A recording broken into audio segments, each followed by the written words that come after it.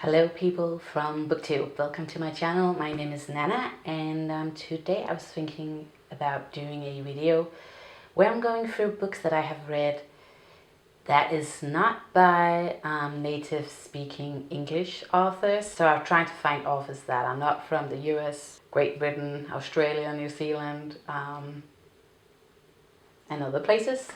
It was also a little bit difficult because some people do have origins to another country, but they have wrote their books in English. And I was a bit bummed by that because I thought I have read more translated books, but yeah, it turns out that some authors have lived a few years in an English-speaking country, and then that's why they probably can write in English. So yeah, I thought I had read a ton of books from non-English speaking authors, but it turned out recently I have only read 8 books. And when I say recently, I mean the last 2 years. So that's really nothing. I was really disappointed in myself that I don't like that. So I have to speed up my game a little bit in that area because that's not good enough. But yeah, that is what BookTube does. It promotes a lot of American and English authors, and I will do better.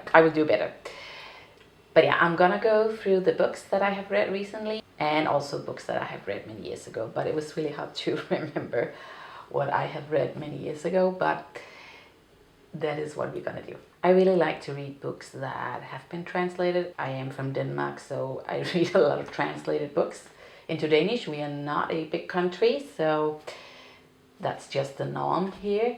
But I also like to not only read English or American authors because that's usually what is going around on BookTube. And I thought I would film in front of my map.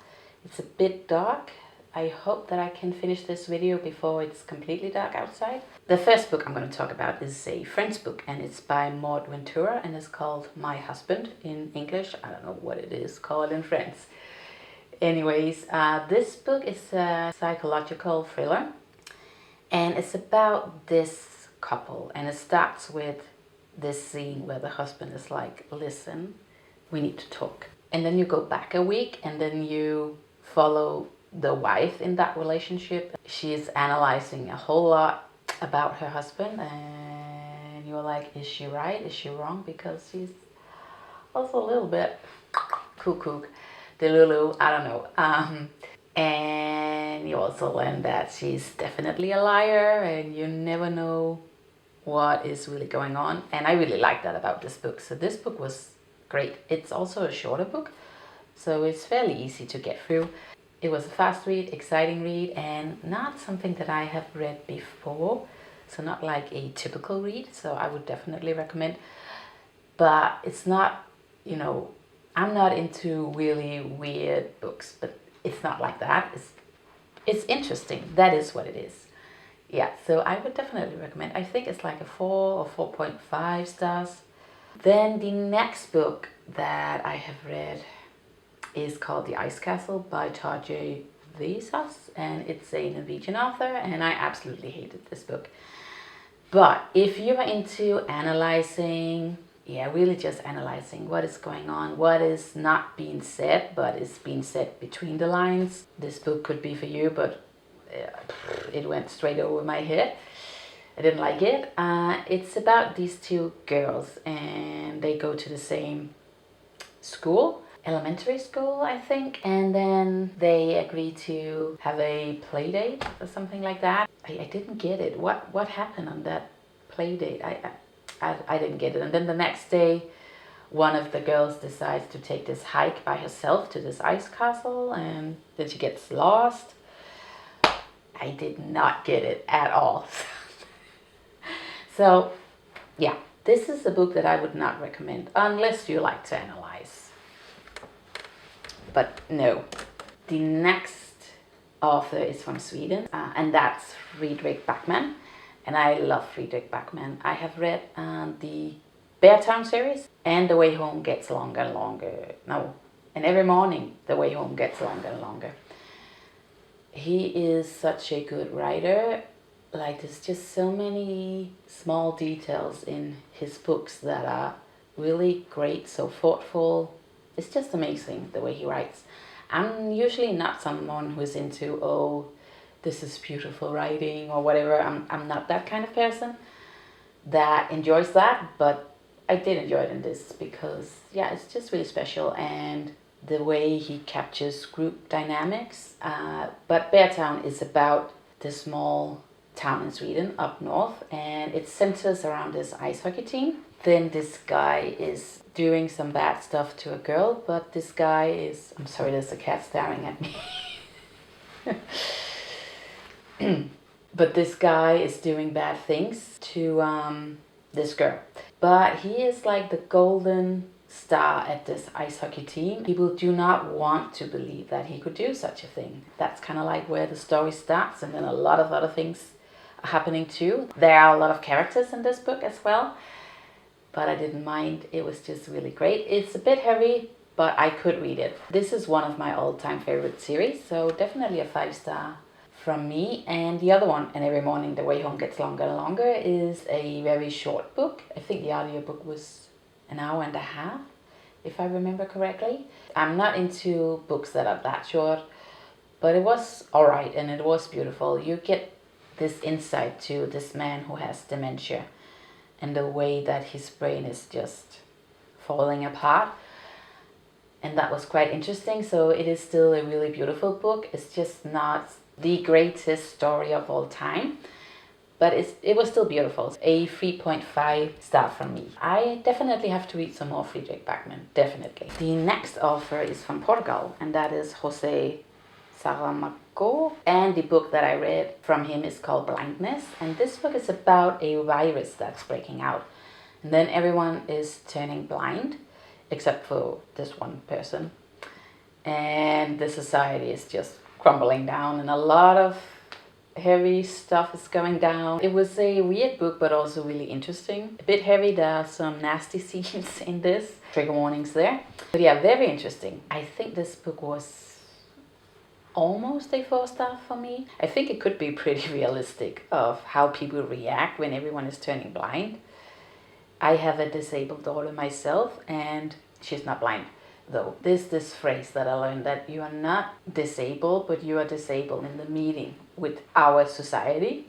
And when our society is not meant for blind people, it is really difficult to be a blind person. That was quite interesting to read about. Some heavy scenes, just to be aware. The next author is from Italy, and she's called Elena Ferrante, and I read the Neapolitan series by her, and this is also one of my all-time favorite series.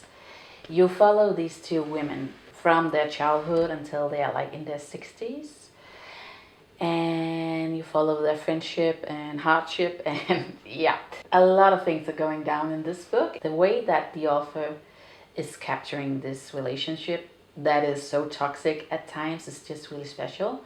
And you know, the main character, she doesn't really paint her in a perfect light at all.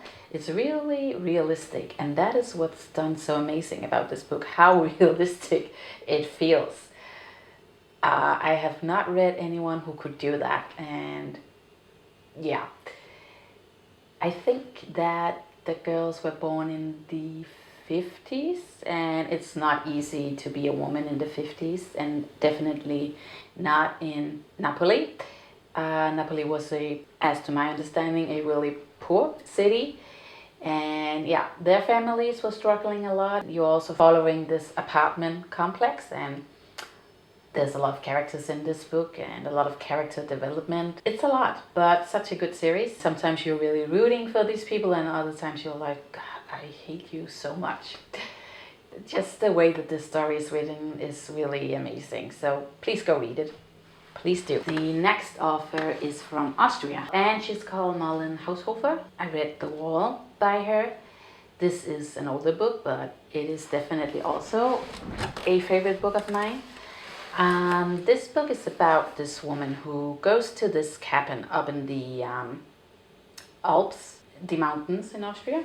She goes there with her sister and her brother-in-law, and then her sister and brother-in-law are going to the small village that's nearby, but they do not come back. And she's like, where are they?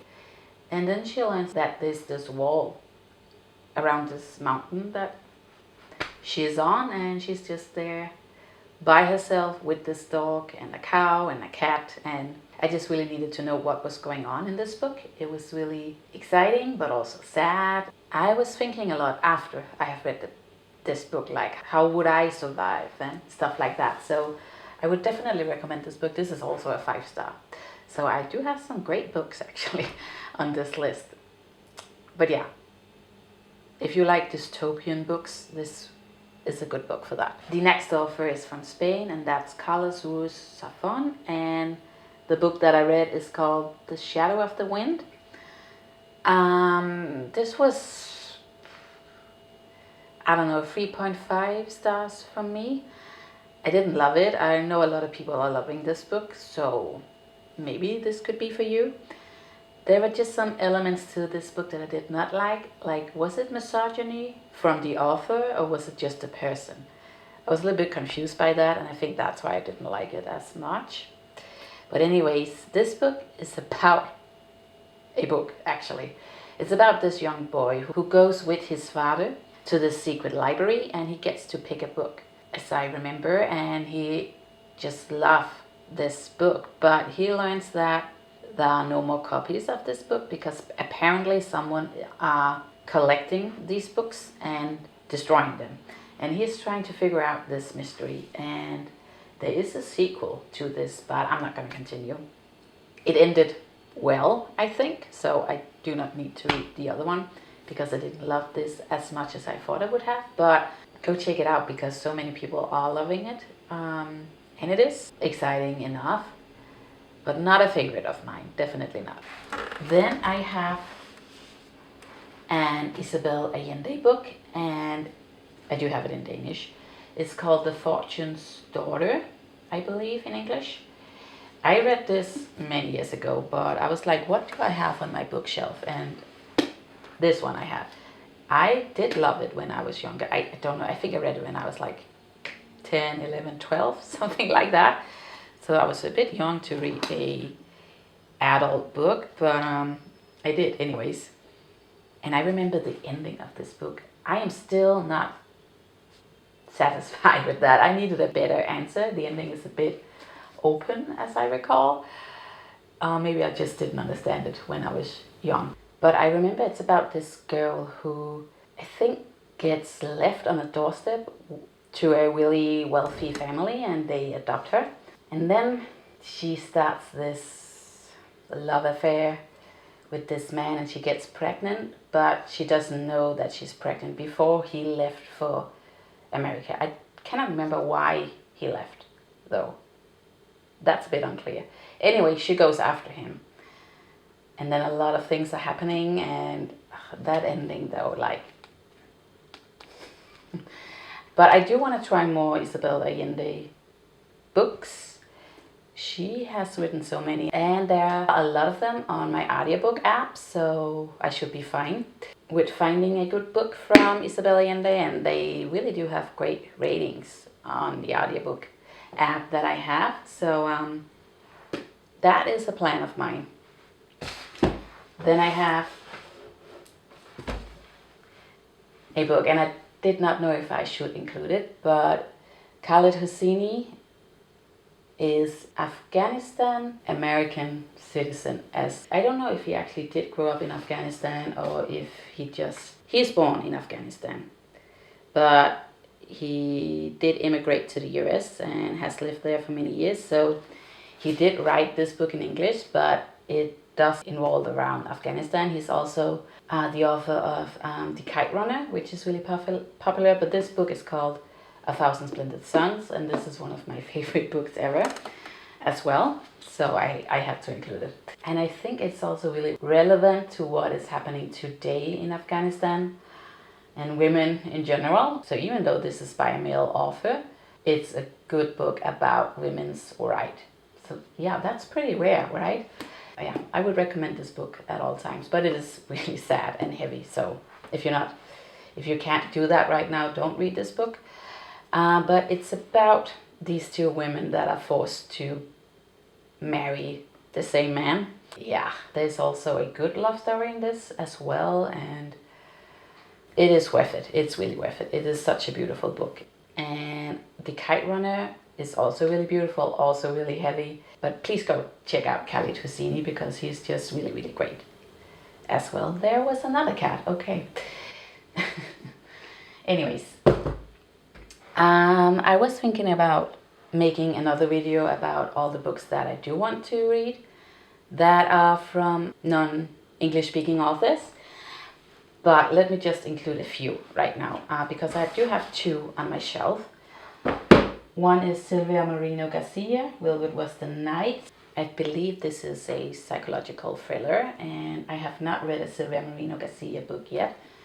This one book that everyone is really loving by Silvia Moreno-Garcia. I have not heard that many talk about this book though. I have to see how it is, but I'm excited for that. And then I have another Italian author. Oh, Silvia Moreno-Garcia is... something is telling me Mexican, but I'm not sure. Then we have The Boy... no, what's it called? In Danish it's called The Boy from Napoli, but I'm pretty sure it's called something with a train in English. I'll put it on the screen. But anyways, the author is called Viola Ardone, and this book is about right after the Second World War, where the southern parts of Italy is struggling a lot, and then a lot of families cannot afford to raise their own children, so they're sending them up north. And it's about a guy who goes through that experience, and I think he's like cutting ties completely with his mom from the south. And that sounds really heartbreaking, but also it sounds like a really moving book, and I definitely do want to give it a try. So these are the two books that I own that are non-English speaking authors that I have not read yet. And just shout out to another book that I am really hoping to read, and that's a French book, and it's called I Who Have Never Known Men by Jacqueline Harpman. And this is about a group of women that have been kept in this cave for a really long time, and I believe you're following a young girl. This cave has been her entire world because she was born there. And that's all I know, but I have heard only positive things about this book, and I cannot wait to read it. So that is my goal this year, to read that book as well. And then I will make another video where I'm going to go through all of the books that I do want to read by non-English speaking authors. So yeah, that is it from me now, and I'll see when I have the time to make that video as well. And also a reading vlog where I'm trying to do that. So yeah, that's going to be interesting.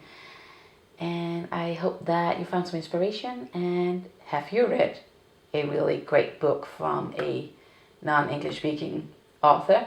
Please let me know in the comments. That would make me really, really happy. So yeah, you take care, and I'll see you.